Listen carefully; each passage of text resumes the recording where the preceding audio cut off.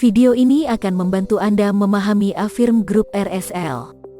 Mengingat bahwa Affirm RSL tersedia secara bebas untuk diakses dan digunakan oleh siapapun. Saat ini tersedia dalam 6 bahasa. Sekarang mari kita coba memahami 4 aspek berikut dari Affirm RSL. 1. Cakupan. 2. Jenis bahan. 3. Matriks pengujian. 4. Detail zat. Pertama, mari kita bahas tentang ruang lingkup.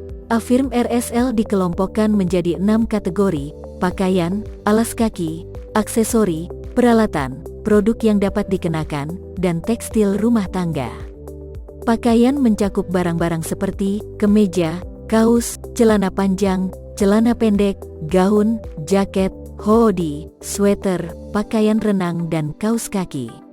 Alas kaki mencakup barang-barang seperti sepatu lifestyle, sandal, sepatu bot, sepatu sandal, dan sepatu olahraga seperti sepatu lari, sepatu basket, sepatu sepak bola.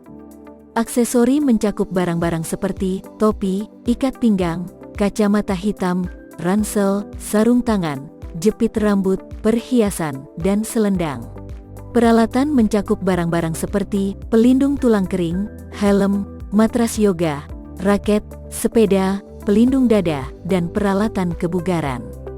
Produk yang dapat dikenakan mencakup barang-barang seperti pelacak kebugaran, monitor detak jantung, jam tangan digital, pakaian dan alas kaki pintar, serta headphone nirkabel.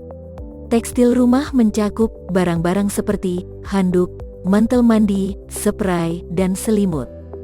Perhatikan bahwa Affirm adalah kumpulan merek yang menjual berbagai macam produk. Affirm RSL ini menyediakan batasan bahan kimia berdasarkan bahan.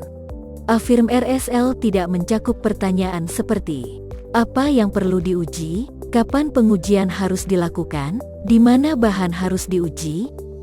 Harap hubungi merek pelanggan Anda untuk mengajukan pertanyaan ini. Sekarang kita telah membahas ruang lingkup, mari kita bahas jenis-jenis bahan.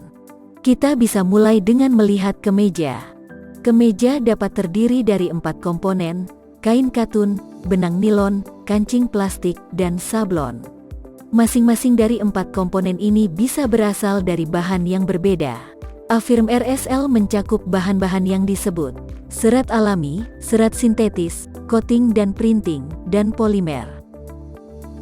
Faktanya, Affirm RSL mencakup 12 jenis bahan yang berbeda. Sebagai tambahannya, serat alami, serat sintetis, plastik, coating dan printing. Affirm RSL juga mencakup serat campuran, kulit sintetis, kulit alami dan bulu binatang, bahan alami, bahan lainnya, logam, bulu unggas dan bulu halus, dan perekat atau lem. Sangat penting untuk menyediakan informasi tentang komposisi bahan suatu barang ke laboratorium pengujian. Hal ini akan membantu laboratorium memutuskan pengujian yang benar. Beberapa produk dapat berisi hanya beberapa jenis bahan, sementara produk lain dapat dibuat dari lebih banyak bahan. Setelah Anda mengidentifikasi dari bahan apa produk itu dibuat, sekarang saatnya untuk memahami matriks pengujian. Ini adalah matriks pengujian Affirm. Kelihatannya rumit, jadi mari kita bagi menjadi 3 bagian. Bagian ini mencantumkan 12 jenis bahan yang telah kita diskusikan beberapa menit yang lalu. Bagian ini adalah daftar zat atau kelas kimia di Affirm RSL.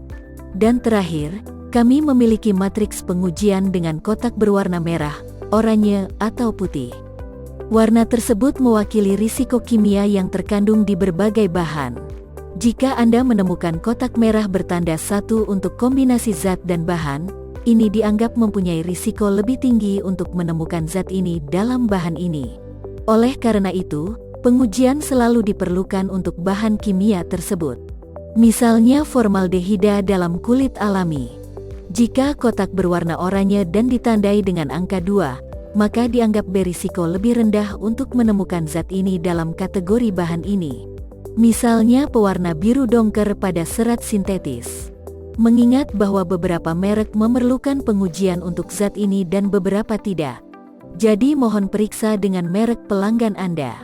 Jika kolom kosong, kemungkinan besar tidak akan ditemukan zat-zat ini dalam kategori bahan tersebut.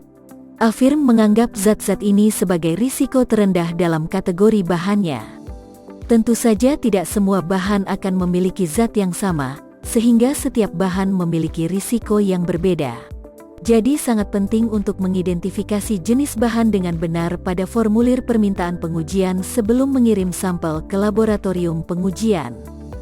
Oke, itu adalah bagian paling rumit dari video ini. Mari akhiri video ini dengan membicarakan detail masing-masing zat dalam RSL. Setiap zat dalam Affirm RSL akan memiliki informasi berikut di dalamnya.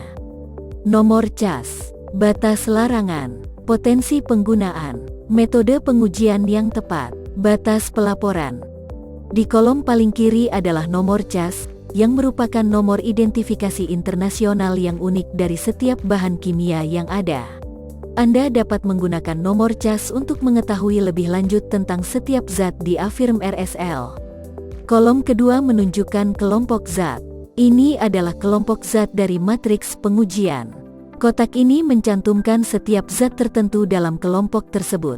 Misalnya golongan logam berat mengandung zat tertentu antara lain antimon, arsenik, tembaga, kobal, timbal, dan lain-lain.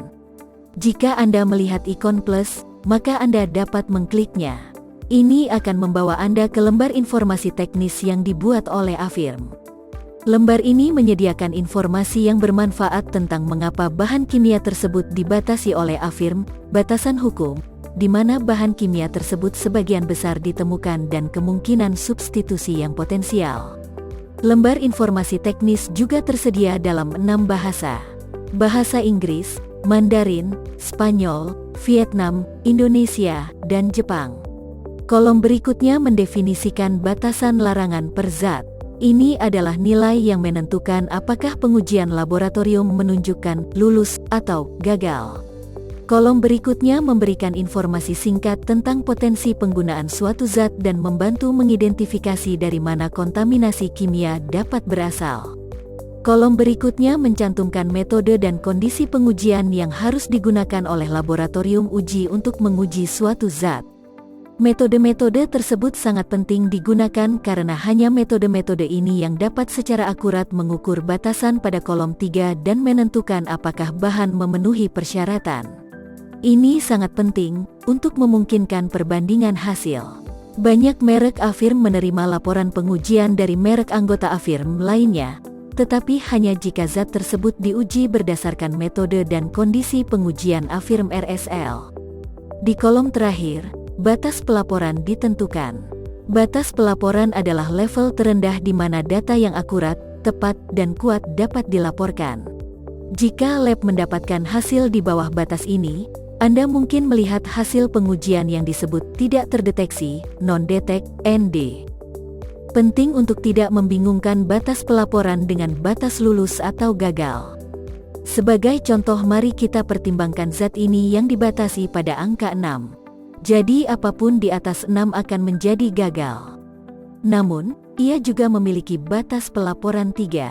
Jadi lab akan dapat menyediakan data di atas level 3. Di bawah 3, itu akan dianggap sebagai tidak terdeteksi atau ND. Dengan melaporkan nilai-nilai ini, tidak hanya lulus atau gagal, rantai supply dapat mengambil informasi mengenai keberadaan zat di bawah batas RSL. Batas pelaporan juga memungkinkan data diselaraskan antara berbagai laboratorium pengujian. Jadi dalam video ini kita belajar tentang ruang lingkup Affirm RSL, berbagai jenis bahan yang dicakup oleh Affirm RSL, bagaimana menafsirkan matriks pengujian, dan cara membaca detail bahan kimia atau zat yang dibatasi dalam dokumen. Mohon diingat bahwa Affirm RSL tersedia secara bebas untuk digunakan siapa saja dan diterjemahkan ke dalam 6 bahasa.